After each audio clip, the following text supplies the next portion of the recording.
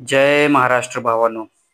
आज आपण बघूया ट्यूबलेस टायर जर पंक्चर निघत नसला, म्हणजे जर तुम्ही 2-3दा वात घालून तरी पण पंक्चर निघत नसला, तर तो कसा सक्सेसफुल करायचा ते मी तुम्हाला सांगणार आहे. पहिल्यांदा आपण टायराची हवा पूर्णपणे काढून घ्यायची, मशीनमध्ये घ्यायचा, दोन्ही बाजूने ढिल्ला करायचा. पहिल्यांदा एक साईड करून घेतल्यानंतर ती मागील बाजू पण ढिल्ली करायची. हा टायर मग मशीनीवर ठेवायचा, बाहेर काढून घ्यायचा टायर. हे बघा मी तुम्हाला आता दाखवतो टायरची कंडिशन काय झालेली आहे. हे बघा बाहेर काढल्यानंतर याच्यामध्ये किती वाता घातलेले आहेत बघा. 1 2 3 4 वाता घातलेले आहे. वाता सर्व बाहेर काढायच्या. हे बघा एवढा मोठा होल आहे. होल जर सक्सेसफुल होत नसला तर पहिल्यांदा चांगलं घासून घ्यायचं. मग आपलं सोल्युशन लावून घ्यायचं. तिथं आपण ट्यूबला जे सोल्युशन लावतो ते लावायचं.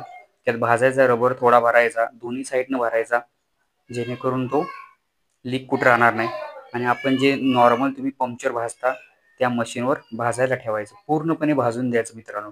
भाजल्यानंतर हे बघा, भाजल्यानंतर हे असं होतं पूर्णपणे आतून बाहेरून सेम जसं ट्यूबचं होतं त्याप्रमाणेच होतं. मग आपण परत एकदा घासून त्याच्यावर चांगल्या क्वालिटीचा पॅच मारून घ्यायचा. पॅच मारल्यानंतर तो थोडा वेळ सुकला पाहिजे याची काळजी घ्यायची. सुकल्यानंतर अशा भिंगरीच्या साहाय्याने चांगलं प्रेस करून घ्यायचं.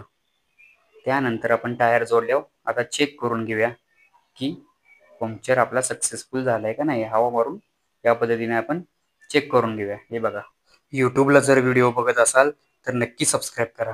इन्स्टाला जर व्हिडिओ बघत असाल तर नक्की फॉलोचं बटन दाबा मित्रांनो. धन्यवाद.